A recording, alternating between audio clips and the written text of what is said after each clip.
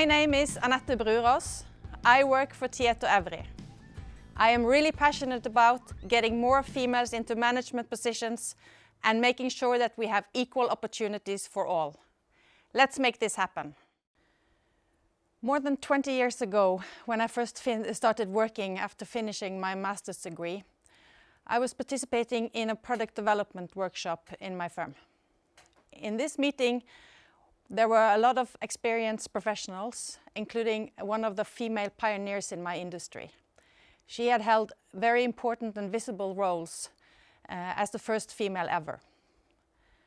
I felt useless in the workshop. I didn't feel like I had anything to contribute with.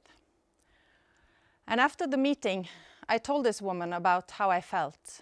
And she sat me back down and she said, Anette, your views are the most important ones in this session.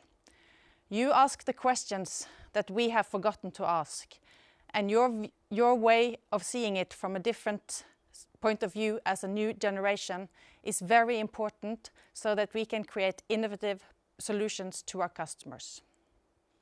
Wow. Already that long ago, she was really evaluating the value of diverse teams. She was a true role model for me. There are more females taking higher education than men. But when we evaluate the number of women in leadership positions, the numbers are fewer and fewer the higher we see in the hierarchy. The Peter and Arne campaigns on LinkedIn have pointed the fingers on how many females there are in C-level management positions. In the Netherlands and in Norway, there are more CEOs named Peter and Arne than there are female CEOs. And this is countries where the equality has come very far. The females in Norway and in the Netherlands, they have equal opportunities as their male peers do. But that is on paper and in theory. The reasons for this are many and compound. I recently participated in a management program where we learned something new, which I think is very important and interesting. And that is how much our bias, unconscious bias and second generation's bias play into this. There are many people that can explain the scientifics behind bias. Maybe you can use the word prejudice. But to me, it is the way I look at other people, how my perception of this person is, based on my experience, my cultural background, and the experiences that I've had up until now. And this is something that we really all should be taking into consideration. I recommend everybody to educate yourself regarding this bias thing. As for cultural differences, I think the world has come a long way since I was a kid in the late 70s and early 80s. My children have grown up in a total different environment than I did, and they have a whole other way of seeing people of different cultures and backgrounds than I did. I have one good example of my son when he was in kindergarten, and we were trying to explain to him about a girl in his group. She was of color, and he did not understand who we were talking about when we used this as a way of describing her. To him, that was not at all a trait he could identify her with. As for the gender part, I think we still have a way to go. We still buy dolls and pink clothes for our little girls, and the boys are still dressed up in blue suits, and we give them cars to play with.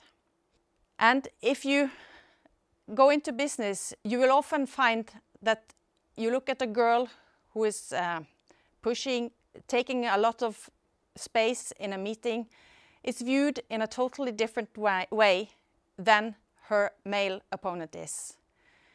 She might be thought of as pushy and somebody who really stresses her way into positions.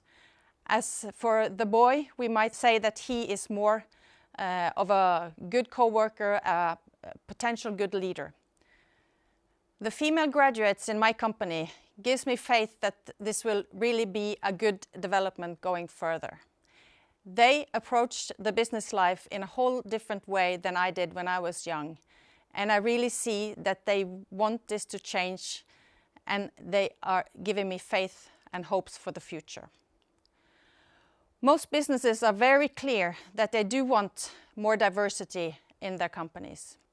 How to get there will be very different between the different industries based on where they are today, what their real ambitions are, and what kind of access they have in the talent market to get people on board. For the IT industry, getting enough talents is really a big challenge.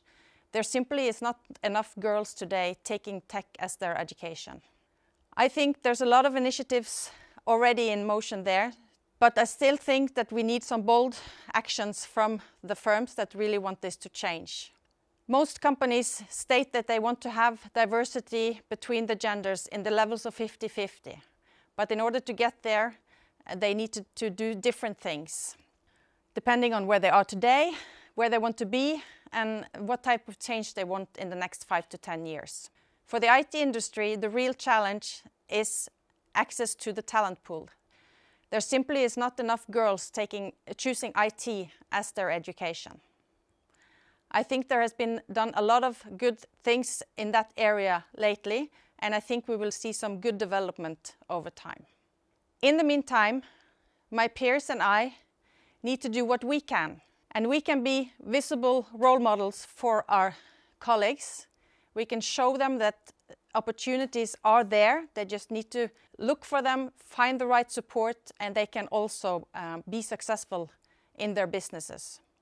I have already worked with some of the females in my company, and I would be really proud if they could think of me as a role model like the one I met early in my career.